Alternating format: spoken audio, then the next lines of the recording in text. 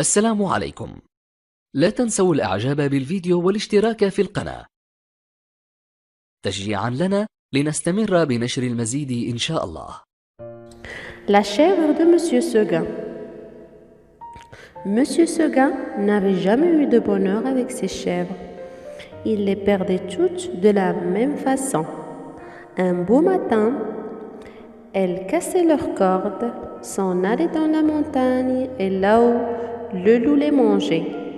Ni les caresses de leur maître, ni la peur du loup, rien ne les retenait. C'était, paraît-il, des chèvres indépendantes, voulant à tout prix le grand air et la liberté. Le brave Monsieur Seguin, qui ne comprenait rien au caractère de ces bêtes, était consterné. Il disait: c'est fini, les chèvres s'ennuient chez moi, je n'en garderai pas une. Cependant, il ne se découragea pas, et après avoir perdu 6 chèvres de la même manière, il en acheta une 7e. Seulement, cette fois, il eut soin de la prendre toute jeune, pour qu'elle s'habitue mieux à demeurer chez lui. Ah, qu'elle était jolie la petite chèvre de Monsieur Seguin, qu'elle était jolie avec ses yeux doux, sa barbiche de sous-officier, ses sabots noirs et luisants, ses cornes zébrées et ses longs poils blancs qui lui faisaient une houppelande. Et puis docile, caressante, se laissant traire sans bouger, sans mettre son pied dans l'écuelle, un amour de petite chèvre. Monsieur Seguin avait derrière sa maison un clos entouré d'aubépines. C'est là qu'il mit sa nouvelle pensionnaire. Il l'attacha à un pieu au plus bel endroit du pré, en ayant soin de lui laisser beaucoup de cordes. Et de temps en temps, il venait voir si elle était bien. La chèvre se trouvait très heureuse et broutait l'herbe de si bon cœur que Monsieur Seguin était ravi. Enfin, pensait le pauvre homme, en voilà une qui ne s'ennuiera pas chez moi. Monsieur Seguin se trompait, sa chèvre s'ennuya.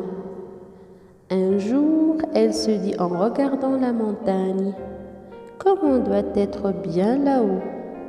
Quel plaisir de gambader dans la bruyère, sans cette maudite lange qui vous écorche le cou. C'est bon pour l'âne ou pour le bœuf de brouter dans un clos.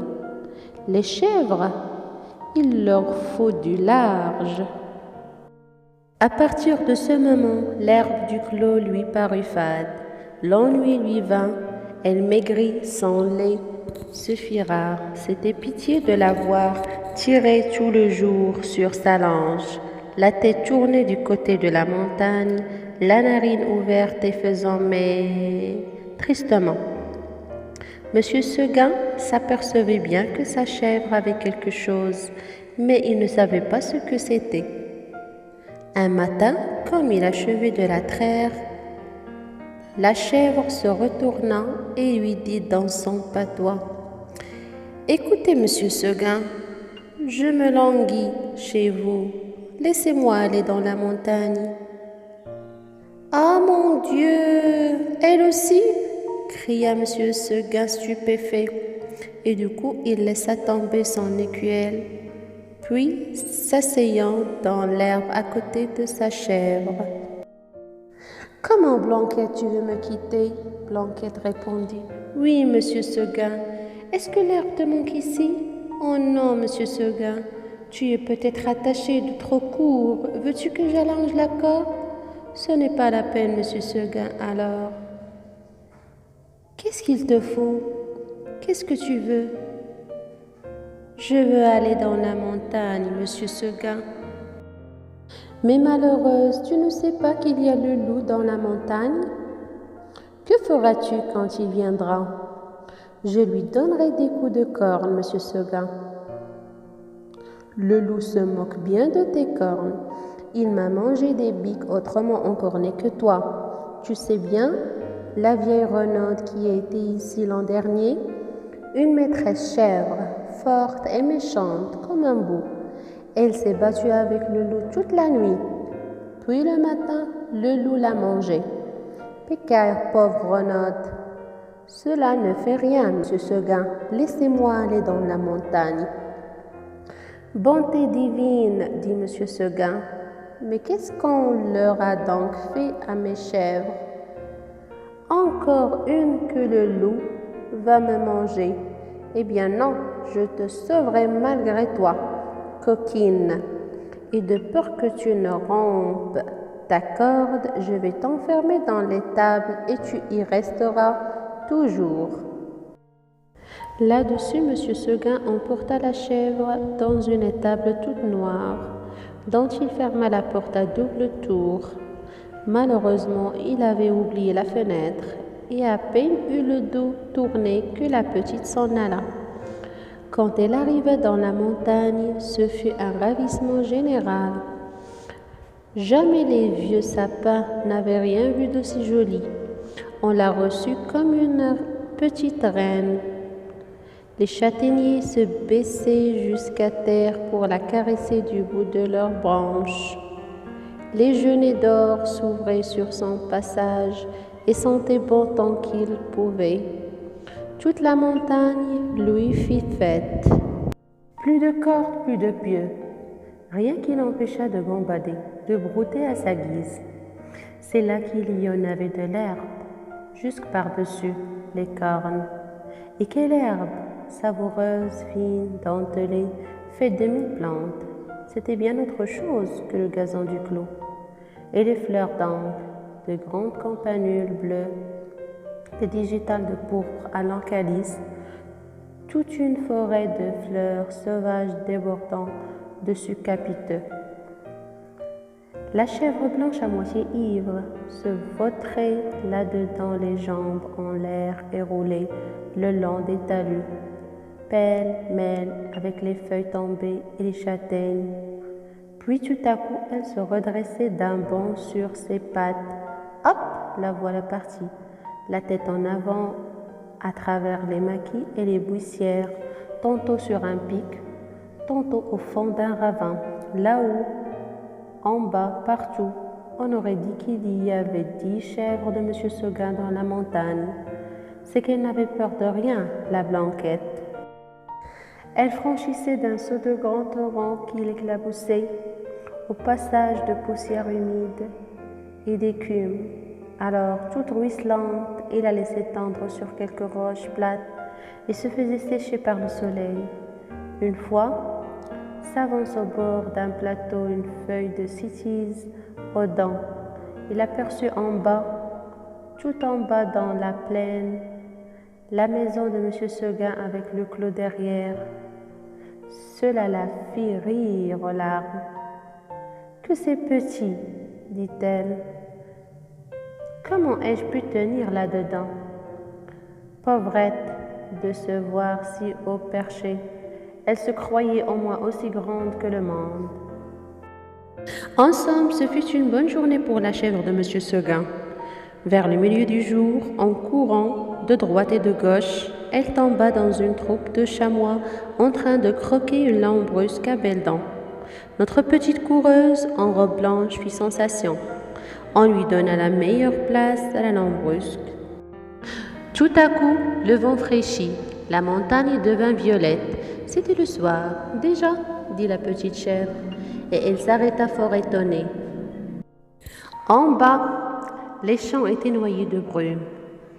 Le clos de monsieur Seguin disparaissait dans le brouillard, et de la maisonnette, on ne voyait plus que le toit avec un peu de fumée. Elle écouta les clochettes d'un troupeau qu'on ramenait et se sentit l'âme toute triste. Un gerfaut qui rentrait la frôla de ses ailes en passant. Elle tressaillit. Puis ce fut un long hurlement dans la montagne. Ouh! Ouh! Elle pensa au loup. De tout le jour, la folle n'y avait pas pensé. Au même moment, une trompe sonna bien loin dans la vallée. C'était ce bon monsieur Seguin qui tentait un dernier effort. Ouh, ouh, faisait le loup. Reviens, reviens, criait la trompe.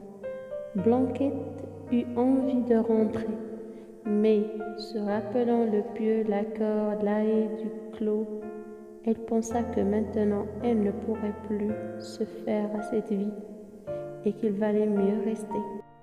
La trompe ne sonnait plus.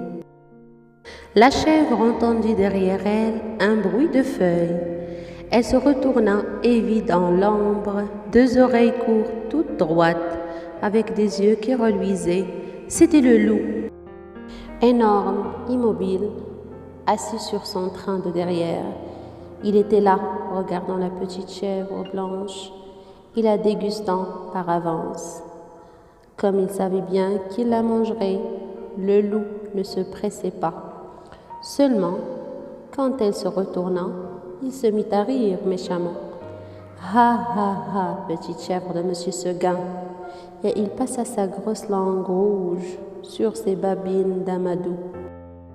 Blanquette se sentit perdue, un moment en se rappelant l'histoire de la vieille renaude qui s'était battue toute la nuit pour être mangée le matin. Elle se dit qu'il vaudrait peut-être mieux se laisser manger tout de suite. Puis, s'étant ravisée, elle tomba en garde, la tête basse et la corne en avant. Comme une brave chèvre de Monsieur Seguin qu'elle était. Non pas qu'elle eût l'espoir de tuer le loup. Les chèvres ne tuent pas le loup, mais seulement pour voir si elles pourraient tenir aussi longtemps que la renaude. Alors le monstre s'avança et les petites cornes entrèrent en danse. Ah, la brave chevrette, comme il y allait de bon cœur. Plus de 10 fois, elle força le loup à reculer pour reprendre haleine. Pendant ces trêves d'1 minute, la gourmande cueillait en hâte encore un brin de sa chère herbe.